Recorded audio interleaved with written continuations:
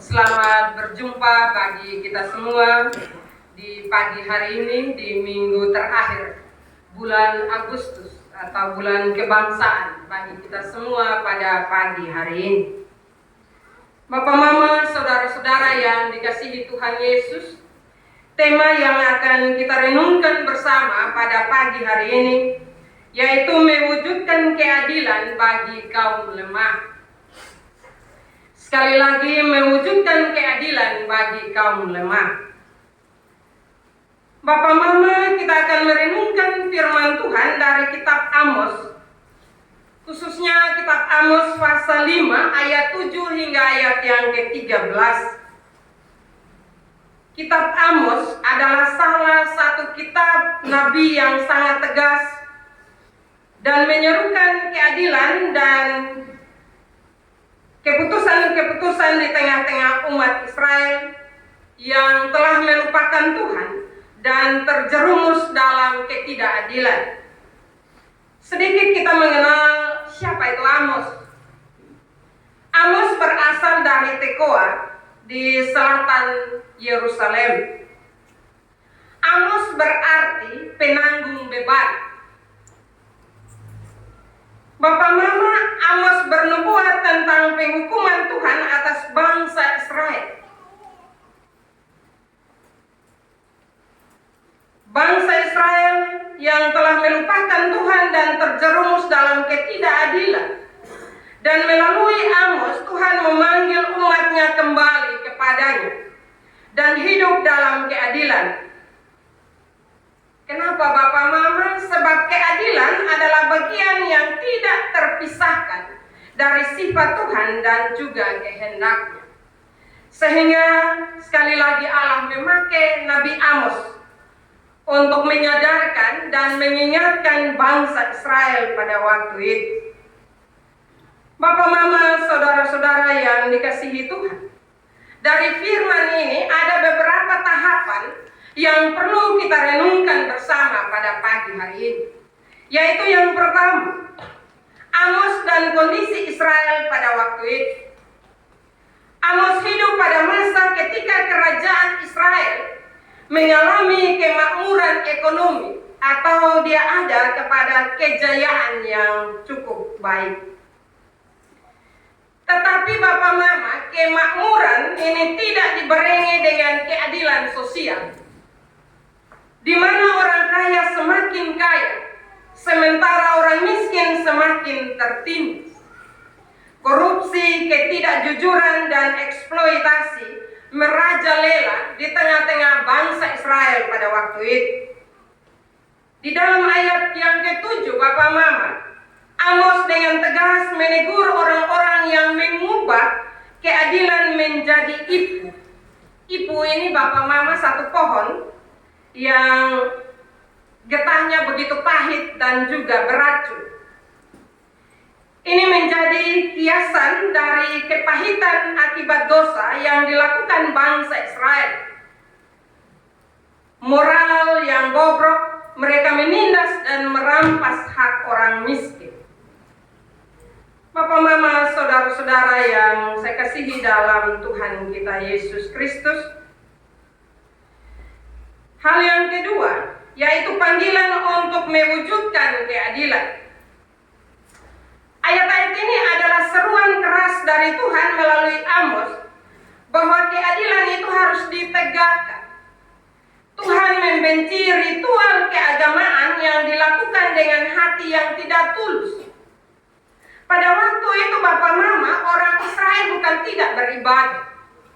Mereka begitu giat beribadah. Mereka datang untuk beribadah, tetapi mereka tidak datang dalam ketulusan hati. Mereka mau datang beribadah supaya dipuji, supaya orang lain mengenal mereka bahwa mereka adalah orang-orang yang beragama. Tetapi hidup mereka jauh dari melakukan keadilan. Disinilah Tuhan menginginkan umatnya untuk menegakkan keadilan di pintu gerbang. Pintu gerbang di zaman itu adalah tempat pengadilan dan pusat kehidupan sosial. Artinya Bapak Mama bahwa keadilan harus menjadi dasar dalam setiap aspek kehidupan. Bukan hanya datang ibadah, tetapi juga dalam perlakuan kita terhadap sesama. Bapak Mama, saudara-saudara yang saya kasihi dalam Tuhan, hal yang ketiga berbicara tentang akibat dari ketidakadilan. Dalam ayat 11 hingga ayat yang ke-13, Nabi Amos memperingatkan tentang akibat dari ketidakadilan. Mereka yang menindas orang miskin, yang memungut pajak yang tidak adil, yang membangun rumah mewah dari hasil penindasan, tidak akan menikmati hasilnya. Tuhan melihat setiap ketidakadilan yang terjadi dan Dia akan bertindak. Ini adalah pengingat juga bagi kita bahwa Tuhan tidak akan tinggal diam melihat ketidakadilan yang terjadi di tengah-tengah kehidupan kita di dunia ini. Setiap apapun yang kita lakukan yang tidak sesuai dengan kehendak Tuhan dan tidak adil, jangan kita berpikir bahwa kita ada dalam zona nyaman. Belum, Bapak Mama. Karena lewat pekerjaan Roh Kudus, Tuhan akan menasihati kita, Tuhan akan mengingatkan kita, supaya dalam menjalani hidup ini, hiduplah dalam memberlakukan keadilan kepada siapapun. Bapak Mama, saudara-saudara yang dikasihi Tuhan, mendengar dari kebenaran firman ini, Amos bernubuat tentang akibat dari ketidakadilan. Ini sangat menakutkan Bapak Mama. Kenapa Bapak Mama? Karena firman itu jelas bagi kita bahwa orang buat rumah yang bagus, tetapi dia tidak akan mendiami. Orang akan mencari harta yang banyak, tetapi dia tidak akan menikmati. Itu suatu peringatan keras bagi bangsa Israel pada waktu itu. Nasihat kebenaran firman ini juga ditujukan dalam kehidupan kita. Karena itu marilah berlaku adil dalam menjalani hidup ini. Hal yang keempat, mewujudkan keadilan dalam hidup kita. Tentu kita akan bertanya, Bapak Mama, bagaimana supaya kita dapat mewujudkan keadilan dalam kehidupan kita? Yang pertama, Bapak Mama, kita harus memulai dari diri sendiri. Kenapa kita harus memulai melakukan keadilan itu dari diri kita sendiri, Bapak Mama? Karena seringkali kejujuran dan keadilan hanya menjadi tuntutan kita kepada pihak lain, sementara kita masih bersifat egois. Ketika dalam menjalani hidup ini, kita masih merasa lebih baik, lebih kaya. Ketika kita merasa lebih dalam kehidupan kita, maka pasti ada yang tertindas. Pasti ada yang merasakan sakit hati. Karena kita merasa lebih baik, kita merasa kaya, kita merasa lebih pintar dari orang lain. Ketika merasa lebih itu, sekali lagi, ketidakadilan tidak akan terwujud dalam kehidupan keseharian kita.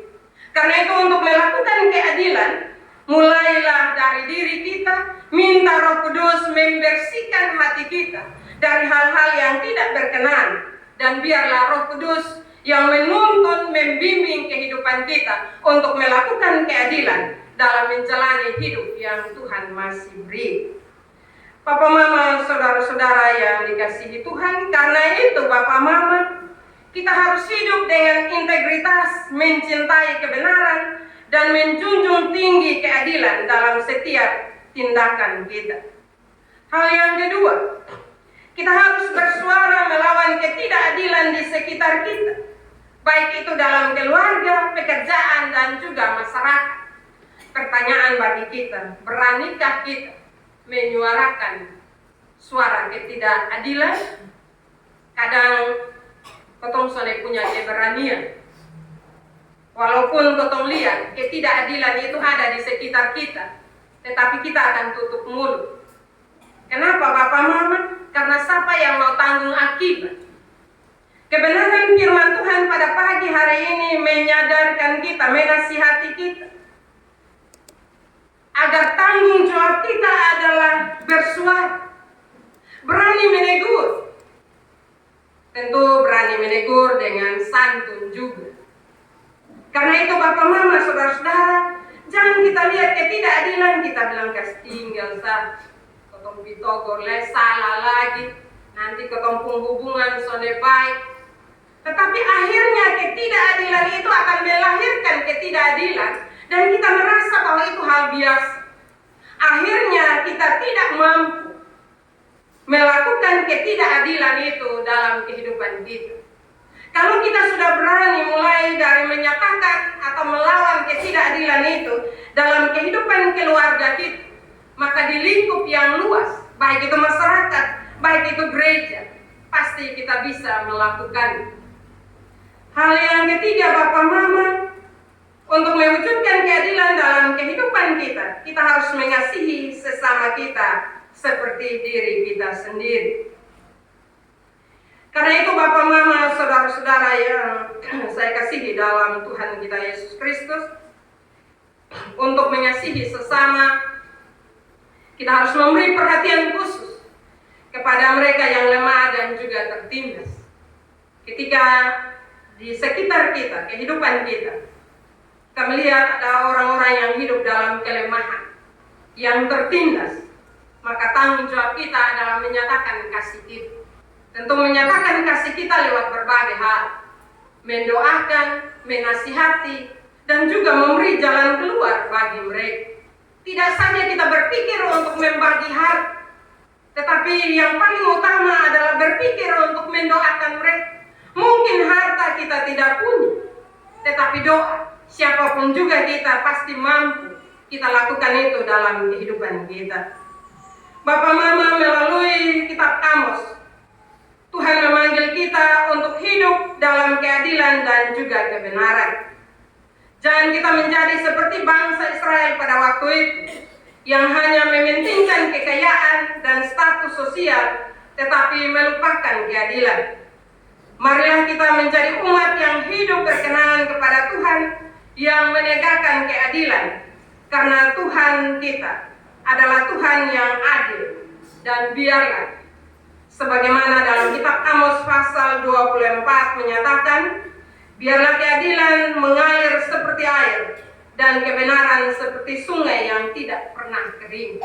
Karena itu marilah kita kembali dengan merenungkan firman Tuhan ini dan bertanya pada diri kita masing-masing, apakah saya sudah melakukan keadilan itu bagi sesama, bagi bangsa, bagi negara, dan juga bagi kehidupan di sekitar kita atau belum? Kalau belum, Tuhan masih selalu memberi kesempatan bagi kita sebagaimana bangsa Israel. Tuhan mau agar bangsa Israel bertobat dan melakukan kehendak-Nya. Karena itu saya percaya bahwa Tuhan juga tidak akan membiarkan kita ketika kita masih hidup dalam ketidakadilan. Tuhan pasti menyadarkan kita lewat Roh-Nya yang kudus untuk selalu kembali kepada kebenaran firman Tuhan. Firman Tuhan memberkati kita pada pagi hari ini. Amin.